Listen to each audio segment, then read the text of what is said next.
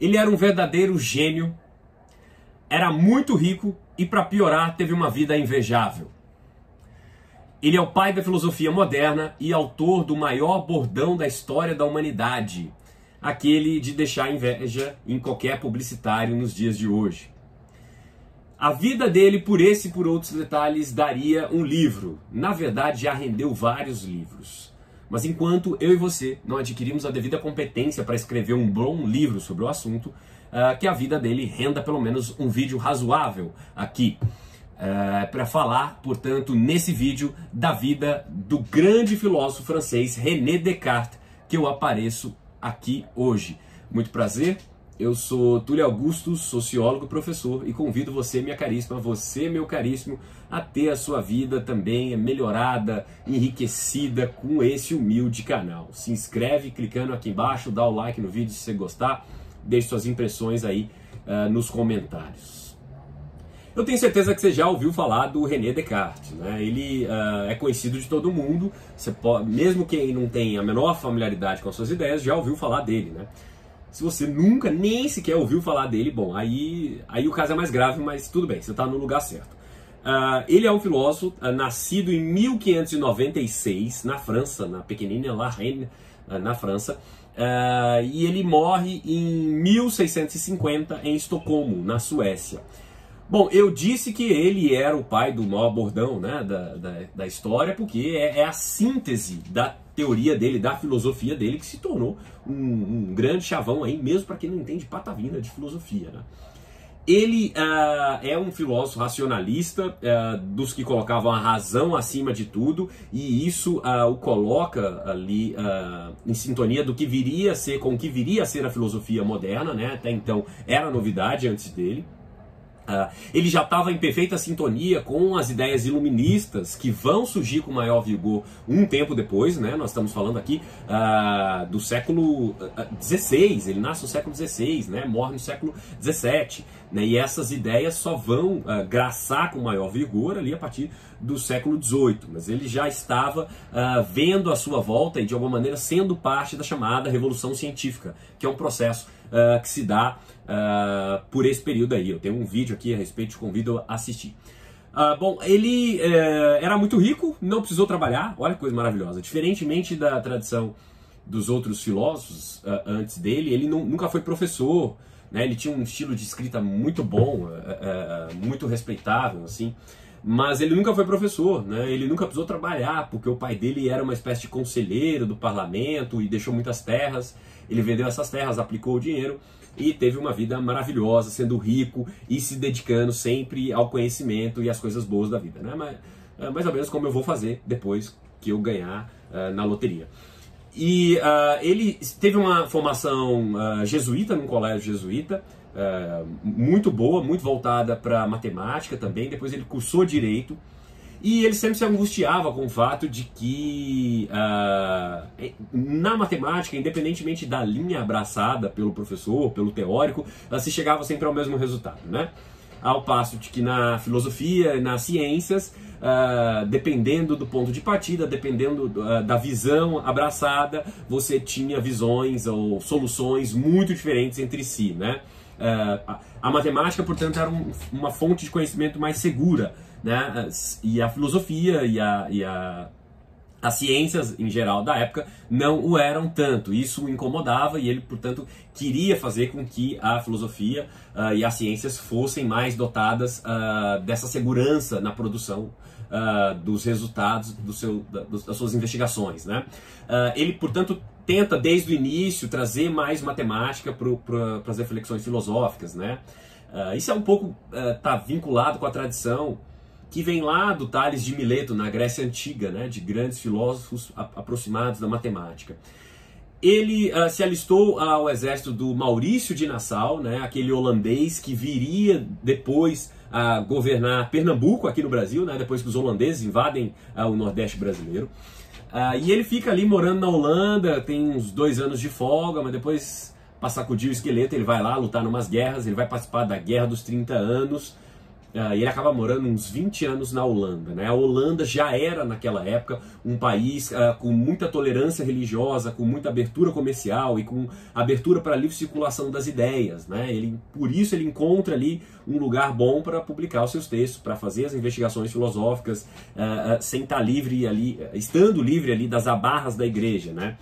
Ele chega a postergar a publicação de alguns de seus tratados com medo da perseguição da Inquisição, né, da igreja. Ele estava vendo ali o que estava acontecendo com Galileu, né, não queria parar na fogueira, não queria ter a vida enrolada, portanto ele chega a retardar a publicação de alguns de seus textos, né, porque contestavam verdades religiosas. Enfim, e ali, tendo se alistado no exército do Maurício de Nassau, ele numa campanha na Bavária, ele numa bela noite entre 10 e 11 de novembro de 1619, ele tem uma revelação.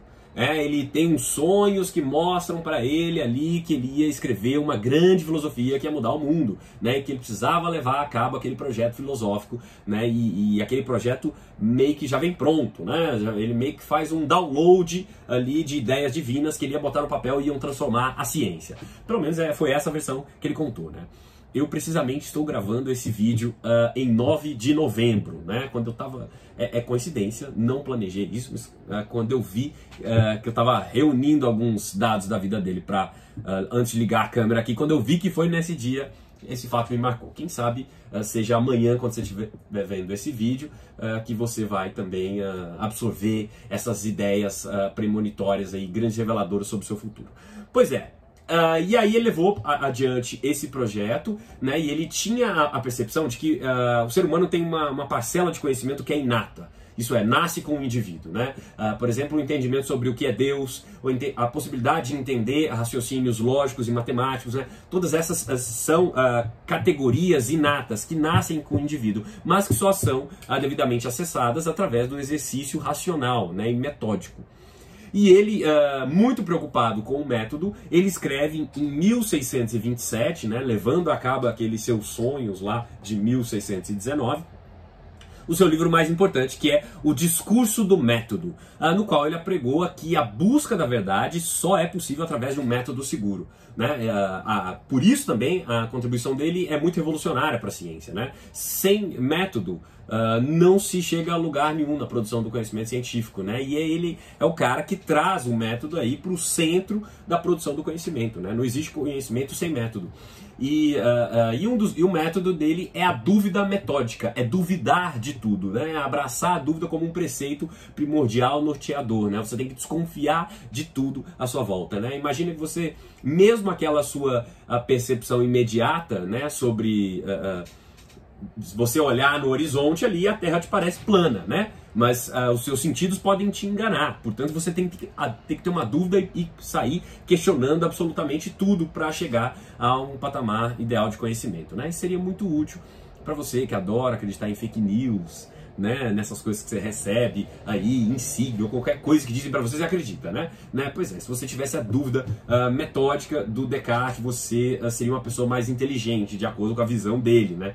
Porque o conhecimento só é alcançado a partir de uma sucessão de dúvidas que vão sendo selecionadas, você vai filtrando essas dúvidas, e aí você vai alcançando melhores entendimentos sobre as coisas, e várias pessoas fazendo isso numa cadeia crescente de produção é o que gera o conhecimento, né? No fundo, ele estava descrevendo o processo de construção da ciência, né?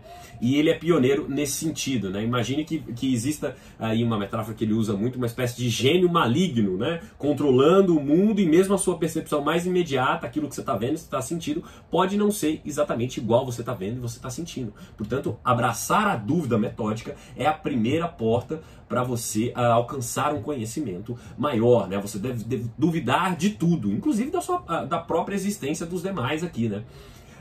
Você só confirma duvidando de tudo, e essa dúvida é metódica, ela é radical, né? A partir do momento que você sai duvidando de tudo, você adquire uma única verdade, uma única certeza, de que a dúvida é o seu princípio norteador e de que você existe, porque se você está pensando, se você está duvidando e questionando verdades estabelecidas, logo você existe. É aí que ele cria o bordão síntese da sua filosofia, que é o cogito ergo sum, né? Que é o penso, logo existo, o maior bordão da história da humanidade. Ele contribuiu muito com a matemática também, como eu vinha dizendo, ele é criador do tal do plano cartesiano, né? A possibilidade de você determinar mais precisamente, está na origem das coordenadas, né? Que vieram muito tempo depois, né? A possibilidade de você determinar num plano a exata posição de um ponto, né? Nem ele se deu muito conta das possibilidades que esse conhecimento ia trazer, mas ele abriu as portas para que isso acontecesse no futuro, né? A partir da filosofia dele é que o ser humano passa a ser um sujeito pensante e racional e fonte de todo o conhecimento. Por isso, ele é o pai da filosofia moderna. Se você entendeu um pouco sobre a vida de René Descartes, o grande filósofo francês, não deixe de se inscrever aqui nesse canal, dar o seu like no vídeo, contribuir aí nos comentários. Um abraço e até a próxima.